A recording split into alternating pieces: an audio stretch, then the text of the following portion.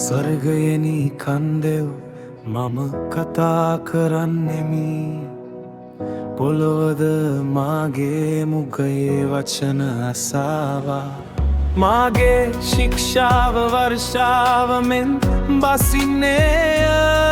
මාගේ කතාව පිණිමෙන්ද ලා තනකොළ පිට වැසි පොද මෙන්ද තනකොළ පිට වැස්ස මෙන්ද පහළවන්නේ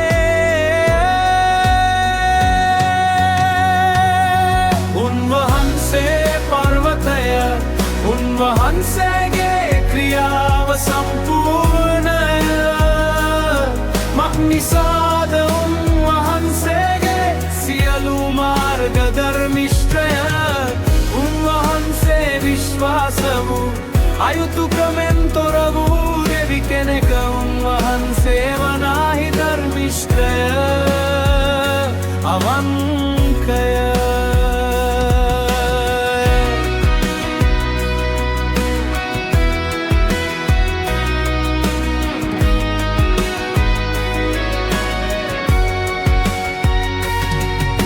නිසාද ස්වාමින් වහන්සේගේ කොටසනම් ස්වකීය සෙනඟයය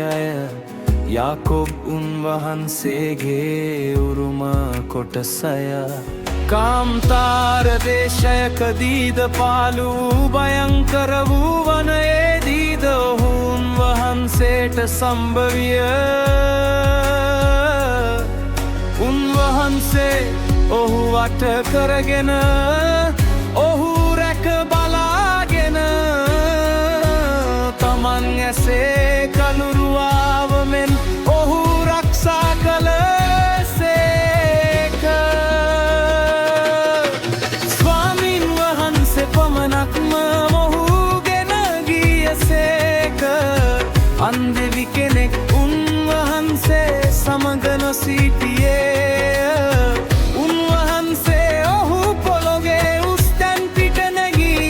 සැලැස්වූසේක ඔහුද කෙතේ අස්වැන්න කෑයේ උන්වහන්සේ පර්තයය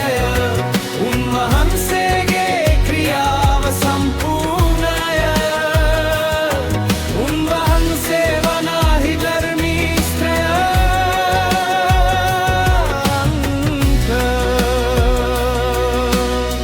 ඉතින් මා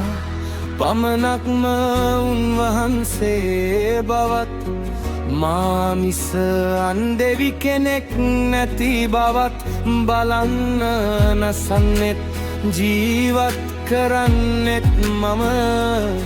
මම තුවාල කෙලෙමි මම සුව කරමි උන්වහන්සේ පර්වතය උන්වහන්සේගේ ක්‍රියාව සම්පූර්ණය උන්වහන්සේ විශ්වාස වූ අයුතුකමෙන් තොර වූ දෙවි කෙනෙක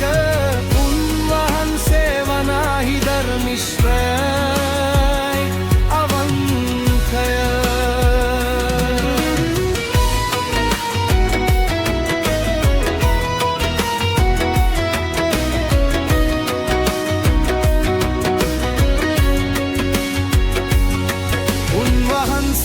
පර්වතය